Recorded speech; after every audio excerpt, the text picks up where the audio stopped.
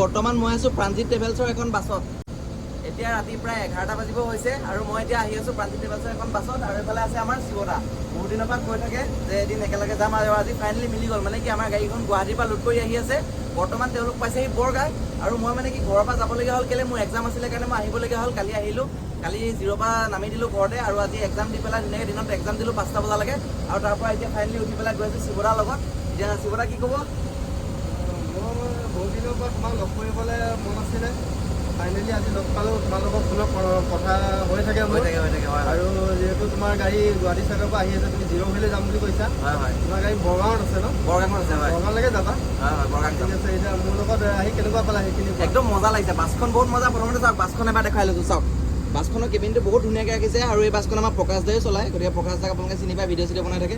এইফালে আছে আমাৰ ৰমেন দা, কেনেকুৱা ভালনে? বঢ়িয়া বঢ়িয়া। এইফালে মোৰ লগত আজি মজিদাও আহিছে, মজিদাও যাব। আমি দুটা এতিয়া আহি আছোঁ ধুনীয়াকৈ বিহপুৰীয়াৰ পৰা। আৰু বাকী মানে কি বাছখন আহি বহুত ফিল্ডটো বহুত বেলেগ, থাৰ্ড বেঞ্চৰ যিহেতু বাছ ন, নতুন মডেলৰ বাছ। আৰু মাত্ৰ এটা কথা কৈ দিওঁ, মাত্ৰ 4.5 মাহত 1 লাখ কিলোমিটাৰ হ'ব হ'ল ন? হৈ গ'ল 1 লাখ তোমাৰ 1,03,000 1,03,000 হৈ গ'ল। 1,03,000 হৈ গ'ল। ভাবক কেনেকুৱা ৰানিং হয়, দিনতো হয় ৰাতিও হয় ৰানিং।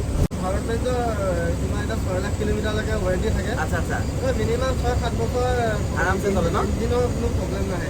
আচ্ছা আগতে লিলেন চিলেনবোৰ অকণমান প্ৰব্লেম আহিছিলে। হয় ভাৰত বেঞ্চৰ গাড়ীখিনি ইয়াত স্মুথ চলাবলৈ ভাল আৰু ইয়াৰ তোমাৰ ইঞ্জিনৰ কেপাচিটি বহুত বেছি ন লিলেনতকৈ।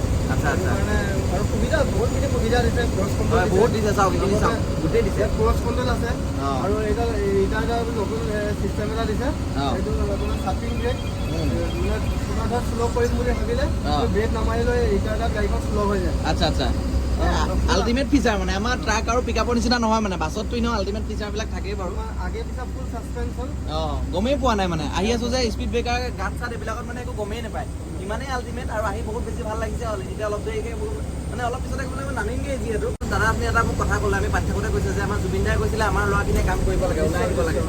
গতিকে এই কথাটো শুনি পেলাই ভাল লাগিল দাদা। সেইটোৱে বিচাৰোঁ যাতে কোনো যাতে চাকৰি পিছফালে ঘূৰি নুফুৰে।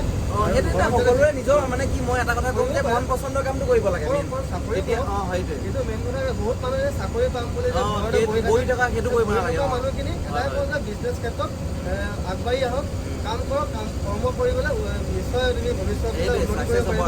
আৰু তোমাৰ উদাহৰণ দি দিছোঁ, তুমি এতিয়া কিমান কম মানে চাওক সেইটোত নিজৰ ধৈৰ্য লাগিব, 1 নম্বৰ কথা একাগ্ৰতা লাগিব, নিজৰ ওপৰত বিশ্বাসো লাগিব, নেদেখাজনৰ আশীৰ্বাদ লাগিব, লগতে আপোনালোকৰ মৰমো লাগিব, গোটেইখিনি লাগিব। তেতিয়া মানে এটা কামত লাগি থাকিলে কিবা এটা ছাকচেছ হয়গৈ। আৰু মই বহুতখিনি হৈছে বুলি নকওঁ একো, আজিলৈকে কোনোদিন পোৱাও নাই, কিন্তু সেই নেদেখাজনৰ আশীৰ্বাদ আপোনালোকৰ আশীৰ্বাদ ধৰক তেনেদৰে চলি আছে। অসমবাসীৰে আশীৰ্বাদ হৈছে। সেইটোৱে আচলতে কষ্ট আশীৰ্বাদ কৰি গৈছোঁ। দিবলগীয়া কোনো নহয়, কিন্তু তোমাৰ গোটেই মানুহবোৰে যিমানে চাই আছে ভিডিঅ'খন, তুমি যিখিনি ভিডিঅ' বনাই সকলোৱে অসমবাসীয়ে দেখি থাকে আৰু চবৰে আশীৰ্বাদ তোমাৰ। সেইটোৱে আচলতে জুবিনদাৰো আশীৰ্বাদ আছে।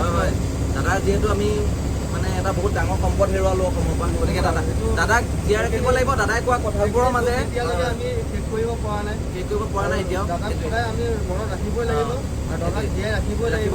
আৰু এটা বস্তু চাওক, এইফালে গাড়ীত মই কি লৈ আহিছোঁ, পোষ্টাৰ ৰৈ পিনালে পোষ্টাৰ লৈ আহিছোঁ। চাওক এয়া পোষ্টাৰ লৈ আহিছোঁ, দেখিছে? কাইলৈ গাড়ীত মাৰি ল'ব লাগিব। গতিকে যিহেতু অৰুণাচল গৈ আছোঁ, অৰুণাচলতো আমাৰ পাব্লিচিটি হ'ব লাগিব জুবিনদাৰ। গতিকে জয় অসম, জয় জুবিন দা। বঢ়িয়া।